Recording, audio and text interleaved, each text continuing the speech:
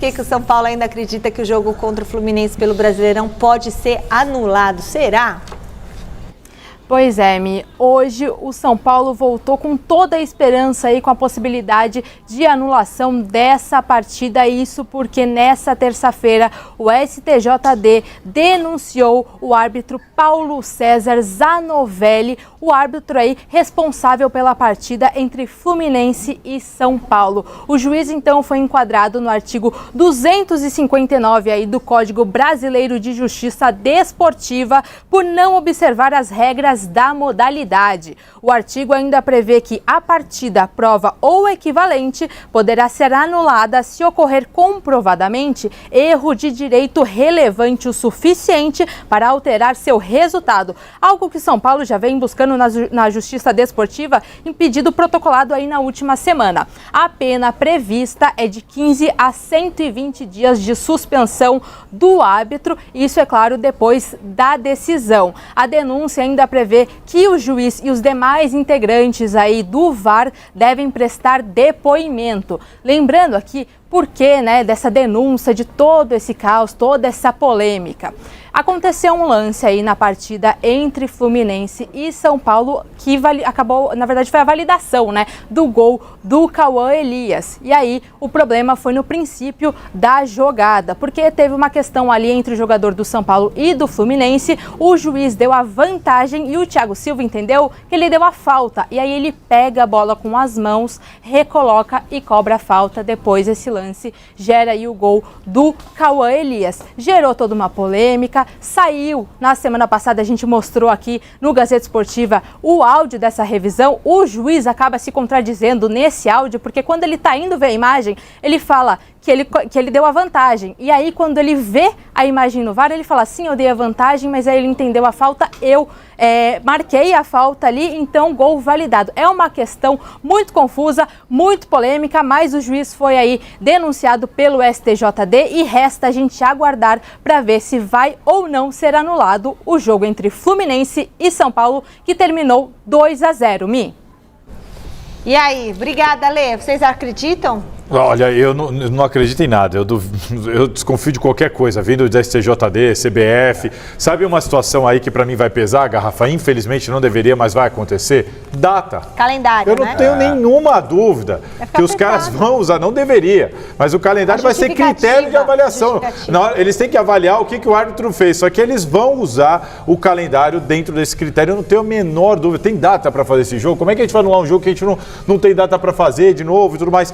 Porque assim, se você analisar só o que aconteceu, para mim, não tem. Você tem alguma dúvida? Juridicamente, tem que anular, óbvio, pelo que você viu, tem que anular. Tem que anular. O cara põe a mão na bola, o VAR avisa, ele olha, percebe que ele chega a falar que ele chega a falar da vantagem. Bola, ele falou. Aí ele fala da vantagem, ele fala, mas eu dei a vantagem. Mas ele pôs a mão na bola. Aí ele muda. Aí quando ele vê a bobagem que foi feita, então, legalmente, não há o que questionar, mas se tratando de CBF, por isso que eu falei. O Zanovelli tem que ser suspenso? Tem que ser suspenso. O jogo tem que voltar? Tem que voltar, é erro de direito, cara. Isso, pra mim, assim, tá muito claro. Agora, Salazar, você acredita que vai voltar o jogo? Eu não boto minha mão nesse fogo, a torcida é para que o Fluminense não entre no rebaixamento, senão isso vai dar um rolo. Vai dar. Eu só espero que acabe esse ano esse rolo. Já pensou, vira o campeonato sem saber quem caiu? Tem que acabar esse ano, porque senão, gente, eu espero. Cara, a CBF e o STJD, eles têm que agir com brevidade, com agilidade. Não dá para ficar postergando. Resolve logo isso. Vai deixar para resolver faltando 2 rodadas? Aí o que o Rafa falou. Um vai estar brigando para cair, o outro vai dar eles estão olhando ali a classificação. Deixa eu ver quem eu posso ajudar aqui. Pera, não, segura mais um pouquinho. Não é hora de julgar ainda não. Pera aí, vai que precisa do ponto. E é um jogo que interessa ao Fluminense e ao Corinthians. Isso envolve 2 torcidas gigantes, envolve o Corinthians nessa. Envolve Vitória, envolve ali. Então, assim, é muita pressão em cima dessa decisão. positiva. Vamos saber do tricolor paulista também, do São Paulo, como vem para essa partida no Newton Santos amanhã. Marcelo Braga está com a gente mais uma vez para trazer informações do São Paulo, porque ontem, Braga, a gente falava aqui sobre o William Gomes, né? Você já trazia essa possibilidade dele pintar entre os titulares pela excelente partida que fez com o time reserva de São Paulo no Campeonato Brasileiro. Então, já no meu boa noite para você, já quero saber das novidades dessa escalação que vocês já apuraram para amanhã, amigo. Boa noite, amigos. É isso aí, o Felipe Ruiz, nosso produtor, foi antes para o Rio de Janeiro, foi hoje de manhã, e no aeroporto acho que ele ficou sabendo de alguma coisa, viu? Porque deu a notícia mais cedo que o William Gomes foi treinou entre os titulares hoje, foi testado na equipe do São Paulo, na vaga do Luciano que não vem jogando muito bem, vem sendo criticado nos últimos jogos. Ontem a gente falou sobre essa possibilidade do Lucas jogar centralizado, né, e de uma mudança pelo lado do campo. Então, isso que deve acontecer, o William Gomes deve atuar pela esquerda, o Rato pela direita, e o São Paulo ganha esse jogador de um pouco mais de improviso, de rapidez, de transição, e acho que é o momento do William Gomes, fez aí o seu segundo gol na carreira, no seu 8º jogo pelo São Paulo apenas, mas é um menino que vem num momento muito bom e o Zubeldia resolveu olhar para o campo e ouvir o que o campo vinha falando. É uma entrada que, de certa forma, ajusta o posicionamento do Lucas em campo, né? Essa era a minha pergunta, inclusive. A novidade é o William Gomes ou o Lucas na posição que ele rende mais? Que, na verdade, a entrada do William Gomes é o que propicia o Lucas vir para jogar mais centralizado, que é onde, na minha opinião, ele, assim, rende mais disparado. Ele é um jogador muito versátil, que pode atuar em qualquer uma das 3 posições, mas eu acho que onde ele mais faz diferença e onde ele mais fez diferença na temporada passada, na minha opinião, foi jogando mais centralizado pelo meio. E você tem o Luciano como opção para o jogo também, né, Richarlison? Para o decorrer da partida, o Luciano não vem nas melhores apresentações dele. Você olha para o campo, como diz o Braga, para quem está pedindo passagem, e deixa ele ali como opção para o decorrer do jogo. Vai ser utilizado. O Luciano é um jogador importante para o São Paulo. É um combo, né, Camila? O Pedro trouxe bem. A participação do Lucas por dentro, ela aumenta esse poderio ofensivo do São Paulo, de criação, que era o que muito se pedia, principalmente nos 2 jogos contra o Atlético Mineiro. A entrada do William de lado, com certeza, traz velocidade, traz a jogada do 1 contra 1, do imprevisto, de um jogador lépido, leve, com possibilidades. E deixa o Luciano ali com uma carta na manga. Se algo der errado, ele pode até jogar com o Lucas e Luciano por dentro, não tem problema nenhum, né? Só que o Luciano é um jogador que ainda vai continuar sendo importante para o São Paulo. É isso que eu acho que as pessoas têm que entender. O Luciano saiu... Não, o Luciano saiu por uma opção pensando em time, pensando em melhor para a equipe nesse momento, principalmente por aquilo que o William Gomes vem fazendo nesses jogos que ele tem entrado. Não entrou contra o Atlético, diga-se de passagem, um erro do Zubeldia, na minha opinião, foi não ter colocado o William, principalmente no segundo jogo. Mas é um Luciano que vai ser importante, é um jogador que muda um sistema tático, muda uma função ali, ele pode entrar como segundo atacante junto com o Caleri, ou nessa função que ele fazia como meia mesmo de ligação, e deixa um São Paulo muito mais coeso em termos de sem a bola e com a bola, porque o Lucas faz muito bem essa recomposição que muitas vezes o Luciano não consegue fazer sem a bola. E a questão da recomposição, o Lucas faz essa recomposição, só que quando ele faz essa recomposição, você perde o jogador mais diferente do time na faixa onde ele pode ser mais influente. Então, o São Paulo recupera a bola, várias vezes o Lucas está aqui atrás participando, na verdade, da transição. E não lá na frente para receber essa bola, onde ele é capaz de dar um passe em profundidade, onde ele é capaz de arrancar a poucos metros do gol. E também tem assim, a situação que eu acho que é a questão de estratégia do que o jogo vai pedir. Eu acho que vai ser um jogo de muita velocidade e muito trabalhado nas transições. Eu não imagino o São Paulo, por exemplo, tendo muito mais posse de bola do que o Botafogo. Então, até pelo que é normalmente os jogos no Newton Santos, até pela característica do gramado, de o jogo ser muito acelerado o tempo todo, e aí realmente encaixa mais com a forma de jogo do William Gomes do que exatamente com a do Luciano. Só para completar o que o Pedro falou, quando você traz o Lucas por dentro, ele já tem uma ajuda que é primordial, que é do Caleri, que faz essa recomposição com maestria. E aí, quando ele faz essa recomposição junto com o Calleri, ele vai fazer uma recomposição muito menor do que quando ele joga pelo lado. Ele vem até o círculo central. Exatamente, ali. porque pelo lado ele corre demais, ele tem que acompanhar a lateral, e se jogar do lado esquerdo como vinha jogando, é o Vitinho passa toda hora, então toda hora vai ter esse desgaste dessa recomposição de lado. Estando por dentro daquilo que o Pedro falou, e eu também acho que vai ser o jogo, ele estando ali no mano, com uma possibilidade de ter um espaço por dentro, é muito mais benefício para o São Paulo. E falando em Calleri, né, Braga, não que seja um jejum, que eu acho um pouco forte, mas pro artilheiro decisivo que ele é pro São Paulo, são 4 jogos já sem balançar as redes, né? Na verdade, se a gente for ver, os jogadores titulares do São Paulo não fazem gol nesse período, né? Vinham num jejum de 3 jogos, e aí o William Gomes fez o gol do São Paulo nessa vitória por 1-0 contra o Cruzeiro, quando só reservas jogaram, mas os titulares estão num jejum, né? É um momento que o time principal do Zubeldia não vem rendendo muito bem, e até por isso ele vai fazer essa mudança de um nome, de uma novidade para esse duelo contra o Botafogo. Só para trazer uma informação, o São Paulo chegou há pouco aí no Rio de Janeiro, não sei se tem janela aí no estúdio, se vocês conseguem ver, mas o São Paulo está na Barra da Tijuca, chegou há pouco, a delegação do São Paulo desembarcou há alguns minutos. O Galopo, que voltou a ser uma opção no fim de semana, ficou no banco de reservas, poderia novamente ganhar um espaço no São Paulo, ficou fora da viagem. Então ele, Lisiero e Rodrigo Nestor, que estão com problemas físicos, não viajaram. O São Paulo vai com o que tem de melhor para esse jogo contra o Botafogo, tentando fazer algo diferente do que fez na Copa do Brasil, né? Na Copa do Brasil fez o primeiro jogo em casa, perdeu, não foi com vantagem para BH e o empate foi maléfico. Dessa vez o empate fora de casa contra o Botafogo é visto com bons olhos pelos jogadores. Hoje a gente fez uma entrevista com o Lucas, que vai ao ar amanhã no Globo Esporte, eu e o Edgar Alencar, e o Lucas falou, precisamos sair vivo desse primeiro jogo contra o Botafogo. E talvez essa questão, a gente está falando do Calleri e o Braga trouxe muito bem, né, os titulares não vem marcando, mas talvez porque o São Paulo não esteja construindo muitas oportunidades, né? No jogo contra o Galo, o primeiro jogo, a gente acabou de lembrar, foi uma chance do Lucas, praticamente foi a melhor chance do jogo inteiro. 42 do segundo tempo, bem. Produção ofensiva de maneira geral, ela realmente baixou, realmente diminuiu. E eu acho que a entrada do William Gomes também é muito nesse sentido, de trazer algo diferente, uma estratégia diferente, de ser um jogador que é muito mais próximo do que, por exemplo, do que era o Ferreirinha, que se machucou, do jogador da profundidade, do drible, do 1 contra 1, porque realmente o nível de produtividade ofensiva baixou e para um confronto dificílimo desse como vai ser contra o Botafogo, São Paulo vai precisar de mais. Vocês imaginam nesse jogo os Beldia mexendo mais ou também segurando? Porque é um jogo de uma intensidade muito alta contra o Botafogo no Newton Santos, né? Camila, eu estou até na dúvida, eu não sei se o Braga pode trazer pra gente, pelo jeito ele vai jogar numa linha de 4 mesmo, eu tenho até uma dúvida se o Zubeldia não entraria com 3 zagueiros para esse jogo, sabe? Pela questão de ter um cuidado mesmo absurdo, porque esse quarteto ofensivo do Botafogo é algo absurdo, né? Não dá para você dificultar que eles tenham capacidade de criar, que já é difícil, porque eles vão criar mesmo com marcações,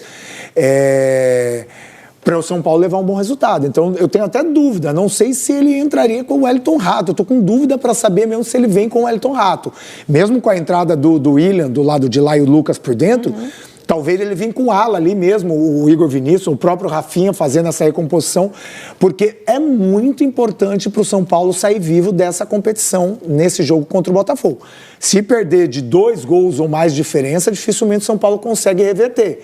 Então, essa questão dos 3 zagueiros e a entrada do Juan foi muito produtiva, mesmo jogando contra o reserva, eu não sei não, viu? Eu tenho minhas dúvidas. Porque ele escalou os reservas contra o Cruzeiro num esquema com 3 zagueiros, né? E há essa especulação que possa ter sido um teste para os titulares amanhã. E aí talvez acho que o Juan seria esse nome, porque estreou muito bem. É que eu acho que os 3 zagueiros do jogo contra o Cruzeiro, acho que foi muito mais no sentido de tipo, quem está à disposição, quem eu tenho aqui. E aí, eu não vou começar com os titulares.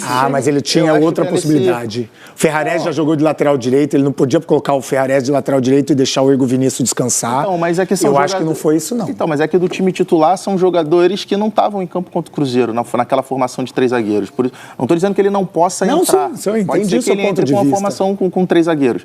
Mas eu acho que não necessariamente o ter entrado com 3 zagueiros contra o Cruzeiro indique que foi um teste para o time que vai enfrentar o Botafogo, porque eram formações diferentes, né? Eu não lembro, o Braga com certeza pode ajudar a gente. Já utilizou essa formação com os titulares nessa competição, Braga?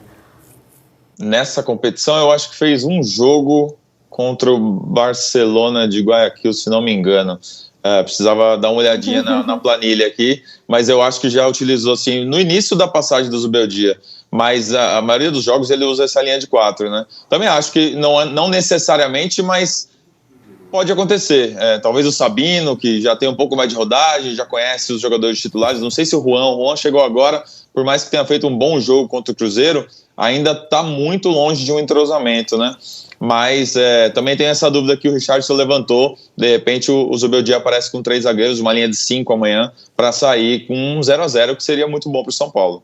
Muitos mistérios, muitas estratégias, né? Como disse o Richarlison, xadrez. Saberemos amanhã. Partida. Amanhã, 8h30, uma hora antes da partida, a gente vai ter as escalações confirmadas, então, para esse ótimo duelo da Libertadores. Braga, obrigada mais uma vez pelas informações. Até a próxima. Valeu. Só pro Giba não sair ganhando de mim, o Luiz Gustavo é o jogador que tá pendurado, tá? Se levar o terceiro, fica fora do segundo jogo. E 9h30 tem Botafogo e São Paulo, mais um confronto brasileiro nessa fase de quartas de final. Vamos então saber informações do Alvinegro? Joga em casa amanhã no Newton Santos, casa cheia, lotada para esse primeiro jogo. Deixa eu conversar com o Giba Pérez para já saber informações desse Alvinegro.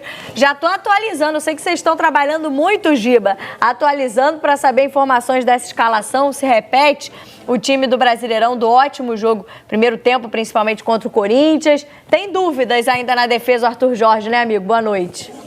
Boa noite, Camila. Boa noite, Pedro. Boa noite, Richarlison. Todo mundo ligado, tá na área. Sim, a gente tem a dúvida ali, principalmente na lateral esquerda, né? O Alex Telles, que chegou outro dia, chegou com status de jogador de Copa do Mundo, jogador de seleção. Começou no banco de reservas contra o Corinthians e está disputando a vaga com o Marçal para esse jogo importante contra o Palmeiras agora. Contra o São Paulo, pela Conmebol Libertadores, estou na rodada passada ainda, gente, foi mal. Então, acho que é a grande dúvida do Arthur Jorge. Ele tem características diferentes dos dois jogadores. O Alex Telles é um pouco mais ofensivo, o Marçal é um cara que tem uma composição defensiva melhor por aquele lado, mas o resto do time deve ser essa escalação que o torcedor se acostumou bem a ver em campo, com agora, né, o Vitinho assumindo a lateral direita, Bastos e Barbosa na zaga, o John no gol, o meio-campo com o Marlon Freitas e Gregory, o Marlon Freitas voltando, né, o Gregory voltando, que cumpriu suspensão no final de semana, vai voltar ao time, e o ataque, esse quarteto espetacular que o Botafogo formou com Luiz Henrique, Almada, Savarino e Igor Jesus. Vitinho nessa estreia contra o Corinthians, Moreno, para você encaixou na maneira de jogar? Porque a gente sabia que o Botafogo estava em busca de um jogador para essa posição, pelos desfalques também que teve, principalmente com as características que façam sentido dentro da forma de jogar do Arthur Jorge. Ele parece ter respondido muito bem nessa estreia já, Não, né? sem dúvidas, assim, acho que não... E na minha visão, até na lateral esquerda, eu acho que não tem, ou pelo menos não deveria haver muitas dúvidas, assim, entre Alex Telles e Marçal. Mas a questão física, nesse caso, ainda está muito abaixo do Alex. Eu acho que o Alex Telles pode ter sido só essa questão do primeiro jogo. Agora, para o jogo contra o São Paulo, eu já iria de Alex Telles, já começaria direto com ele, até porque o lado direito do São Paulo é um lado também muito forte, de muita transição, de buscar sempre muita profundidade. E o Marçal, assim, fica cada vez mais claro que ele tem encontrado muita dificuldade física, inclusive, de conseguir ser regular. Então, é o Wellington Rato quem joga para aquele lado, né, normalmente. Então, assim, eu vejo com até o lado esquerdo também, o Alex Telles sendo titular, assim, com muita tranquilidade. Pode ser que a questão física talvez faça com que para esse jogo ele não entre, ou de repente entre, dependendo de como for o jogo, saia no segundo tempo, mas eu já iria com ele como titular. Um jogo em que tem essa questão dos encaixes. Eu falei que o Wellington Rato encaixo vai ser não, acho que não. Com o William Gomes, você acha que ele vai para a direita? O que tem acontecido é que o menino, após essa partida que ele fez, essa última partida fora de casa contra o Cruzeiro, ele ganhou a posição. Se o William entrar como titular, possivelmente quem vem para esse lado direito é o Lucas. Se o Zubeldia entrar ainda com o Luciano como esse 10. Mas há a possibilidade também de entrar com 3 zagueiros, como foi contra o Cruzeiro. Então, assim, é engraçado falar sobre esse confronto, que para mim vai ter muito jogo de xadrez, principalmente nesse primeiro jogo. E aí entra essa questão. Fisicamente, eu vejo que mesmo o Marçal, com as dificuldades que ele tem, ele está mais preparado que o Alex Telles. Mas aí, quem joga do São Paulo do lado de cá? E fica uma disputa grande, porque se for o Lucas, é um jogador de muita velocidade e drible toda hora. Se for o Wellington Rato, aí muda um pouco a característica. O Wellington Rato é mais cuidador da bola, tem um passe melhor. Mas é um jogo que vai ser muito decidido em detalhes. Agora, a gente falou dessas dúvidas na defesa, Giba, mas tinha um desfalque no jogo contra do Campeonato Brasileiro, contra o Corinthians, que era o Gregory. Naturalmente, volta ali a formar a dupla com o Marlon para essa partida. A gente vê ali do meio para frente, não devemos ter muitas mudanças nesse Botafogo, né? Ou nenhuma. Não, a questão do Alex Telles até, assim, ela é mais uma questão de dosagem de minutos que o Botafogo vem fazendo, como ele veio do futebol saudita, que por mais que esteja evoluindo tecnicamente, com todo o investimento do fundo e tudo mais, é um futebol que tem uma exigência física muito menor. Então o Botafogo está dando uma dosada nesses minutos enquanto vai botando ele aos poucos no time. Por isso é que ele não começa como titular no jogo contra o Corinthians e que existe essa dúvida se ele vai ser titular ou não nesse meio de semana contra o São Paulo. A tendência é que seja ele, a gente até achava que ele começaria contra o Corinthians, mas o Arthur Jorge, ele na preleção, decidiu que seria o Marçal, mas a tendência é que seja de fato o Alex Telles, como o Pedro falou. Em relação ao meio para frente, sim, volta o Gregory, é um jogador muito importante, né, nessa pressão no meio do campo, recuperação de bola, é um jogador que ganhou a posição até de forma um pouco inesperada, porque quando ele foi contratado, a gente via ele como um pouco de peça de rotação, porque o Danilo Barbosa estava muito bem, e ele ganha essa vaga e vira um jogador inquestionável. Hoje a torcida do Botafogo não tem dúvida que o meio-campo é formado por Marlon Freitas e Gregory, os dois estão muito bem. O Marlon recuperou o prestígio que tinha no passado, né? A torcida chamando ele de Magic Freitas novamente, e o Gregory virou essa peça, esse cão de guarda no meio-campo, um jogador muito importante, que fez falta, inclusive, contra o Corinthians, mas que mostrou novamente que espera-se que mostre novamente contra o São Paulo agora a importância dele. E vale lembrar, o Marlon Freitas não joga no final de semana, então não tem por que poupar ele de minuto nenhum, ele pode ir com tudo nesse jogo. É impressionante como as contratações do Botafogo entram muito bem nesse time, que funciona muito bem, isso facilita, sem dúvida, né? Mas o Giba lembrou do Gregory, foi uma contratação da primeira janela e virou titular, e a gente está falando de contratações que acabaram de chegar, né? Que é o caso do Vitinho, e já entra no time, conquista a titularidade e faz esse time jogar. O Botafogo consegue ter um alto nível de rendimento e de opções quando precisa mexer também. Né? Sim, eu acho que vai muito do que a forma como que o Botafogo tem feito a sua montagem de elenco. O Botafogo tem ido ao mercado para contratar jogadores para posições que são carências, como, por exemplo, era lateral, foi lá, conseguiu buscar o Vitinho. Lateral esquerda, depois da lesão do Cuiabano, também era uma questão e foi lá buscar o Alex Telles. E acho que assim, que os dois laterais que o Botafogo contratou, inclusive, são melhores do que os que estavam como titulares. Agora, por exemplo, no meio, a contratação que veio, o Alan, a gente imaginava que fosse chegar para ser titular, mas a briga por posição no meio-campo tem sido tão ferrenha e os jogadores têm desempenhado tão bem que o Alan não está conseguindo ter minutos à altura do que a gente estava imaginando. Verdade. Justamente porque o Marlon Freitas está jogando muita bola, o Gregory também. Do meio para frente, o Tiquinho, que assim, até outro dia era um jogador imprescindível. Hoje tá claro que o Tiquinho é uma opção no banco, pode ser que venha até o final da temporada, de repente, recuperar a titularidade, mas hoje está muito claro que ele é opção no banco de reservas, e isso tudo é muito mérito. Primeiro, você falou que os jogadores que estão entrando no time estão jogando bem. Fica muito mais fácil você chegar e desempenhar quando você entra num time que já está organizado. Então isso é mérito da comissão técnica, isso é mérito da qualidade do grupo de jogadores e é mérito também da gestão do Botafogo, que está formando um time temporada a temporada cada vez mais forte. E tem alguns jogadores que vão se sobressaindo a cada partida, né? A gente fala muito do Luiz Henrique, fez um clássico contra o Flamengo, desequilibrou o jogo, e agora vem de uma partida em que o Almada teve essa função e foi acho que foi a melhor partida dele pelo Botafogo, né? Aí isso ajuda, né? O Botafogo, né? No final dessas competições que são mais importantes, no caso a Libertadores, tem um jogador como o Almada decidindo partidas como decidiu nesse final de semana, jogando da forma que jogou, é benefício para o Botafogo. E lembrando que eu não sei, eu ouvi alguma coisa, que o Júnior Santos já está próximo de voltar também. Ou seja, mais uma opção, grandíssimo jogador que vivia um momento maravilhoso, né? Teve a contusão. Então, assim, mais jogadores que são decisivos, mais jogadores importantes para uma reta final que vai ser muito importante para o Botafogo, tanto na Libertadores quanto no Campeonato Brasileiro. O Botafogo entrou, só muito rapidamente, assim, o Botafogo acho que entrou num momento muito parecido com o que a gente falava com relação ao elenco do Flamengo nos últimos anos, que você vai para um jogo, quando você tem um elenco tão recheado, com muita qualidade, às vezes você chega num jogo, aí um jogador não joga muito bem, o outro não joga muito bem, o outro está muito bem marcado, mas quando você tem muitas peças com muita qualidade, dificilmente os 4, os 5 não vão conseguir estar num dia inspirado, não vão conseguir decidir um jogo. Então você chega ali no Botafogo, você tem o Almada, você tem o Luiz Henrique, você tem o Savarino também, que tem jogado muito bem, o Igor Jesus, que encaixou muito bem no banco, tem a opção do Júnior Santos voltando, do Tiquinho, então assim, muita gente com qualidade, muito dificilmente todo mundo vai estar num dia muito ruim. Pois é. Verdade. Giba, pra gente se despedir, traz pra gente então a atualização do Júnior Santos e amanhã é casa cheia, né? É isso, Camila. Ainda tem alguns ingressos à venda, não está esgotado. Então, dá para, se você que está vendo aí ainda não comprou ingresso e quer ir no jogo, ainda tem ingresso à disposição. Em alguns poucos ingressos está para esgotar o jogo entre Botafogo e São Paulo no estádio Newton Santos amanhã. Sobre o Júnior Santos, ele começou a transição, acho que, se não me engano, na semana passada. Está fazendo ainda a transição do departamento médico para o físico. Ele teve uma contusão relativamente grave, então ele está há algum tempo fora. Ele precisa readquirir a musculatura que ele perdeu nesse tempo parado e por isso deve demorar ainda mais 1 ou 2 semanas para voltar a treinar normalmente com o grupo e estar à disposição do Arthur Jorge. Uma atenção para o jogo de amanhã, que eu vou deixar no destaque final aqui, Camila. John, Bastos, Barbosa e Tiquinho Soares. Os 4 estão pendurados com 2 cartões amarelos. Se tomar, nesse jogo, não joga a volta no Morumbi. Mais preocupações, então, John e Bastos, então.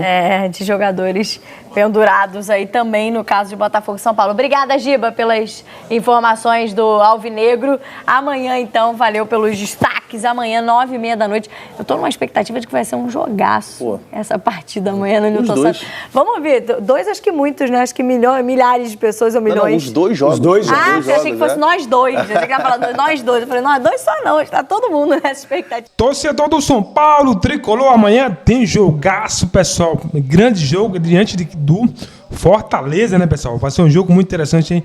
Força máxima aí para que o São Paulo consiga sair vitorioso. E você está confiante na vitória do SPFC? Deixa aqui seu palpite, pessoal, a expectativa lá nas alturas para que o São Paulo ganhe mais um jogo, né? E consiga subir lá no topo da tabela, né? O último jogo o SPFC jogou diante do Cruzeiro. O jogo jogando aí com a equipe reserva, o tricolor conseguiu ainda um empate, né? 1-0, né, pessoal? E sem dúvida alguma, tá muito forte para esse jogo de amanhã, né, pessoal? E vocês, em qual cidade vocês vão acompanhar esse jogo? Deixa aqui seu feedback, sua participação. Todos vocês é de grande importância aqui para o nosso canal. Pessoal, informação aí com urgência, né, que o jogo aí do São Paulo e Fluminense a qualquer momento aí pode ser anulado. E vocês, gostou da ideia? Gostou? Dessa decisão aí que sem dúvida vai pelo lado justo, né? O São Paulo foi prejudicado, e precisa sim rever, né, esses erros aí para que isso não só deixe de acontecer, né, pessoal, mas também sirva de exemplo aí para outros clubes, né, para outras pessoas, né? Vamos lá, pessoal. STJD denuncia árbitro de Fluminense São Paulo por não observar as regras da modalidade. Nesta terça-feira, o Superior Tribunal de Justiça Desportivo denunciou o árbitro do Fluminense São Paulo pela 25ª rodada do Brasileirão no Maracanã. Paulo César Zenovella, de Minas Gerais, foi enquadrado no artigo 259, né, por não observar as regras da modalidade. O lance em questão é o primeiro, né? É o primeiro, pessoal. O lance em questão é o primeiro aí, né? E o primeiro gol, né? Marcado pelo atacante Cauã Elias. Na origem da jogada, aos 30 minutos do primeiro tempo, o juiz teria dado vantagem em falta de Thiago Santos em Caleri. Na sequência, contudo, Thiago Silva pegou a bola com a mão, né? Para cobrar rapidamente a super infração, né? Ao iniciar a comunicação do VAR, né, sob o comando do Igor Benedito, o árbitro afirma que mandado o jogo seguir, no caso ele mandou, né, o jogo prosseguir, mas ao se depararem com o lance citado, Zanovelli aí se contradiz, né, pessoal? Fato que fez com que o STJ aceitasse a notícia da infração impetrada aí pelo São Paulo. Então, o STJD está com o SPFC e, sem dúvida alguma, o São Paulo vai ter uma decisão justa aí, pessoal. Esperamos ele diante desse jogo que o São Paulo foi prejudicado. Pessoal, deixa aqui sua participação para esse jogo amanhã, diante do Fortaleza, casa cheia e torcida do SPFC apoiando aí o time. Se é novo aqui, pessoal, se é 2020, né? Quero agradecer a todos vocês que chegou até o final do vídeo. Não esqueça, pessoal, de deixar o seu like e de se inscrever no canal.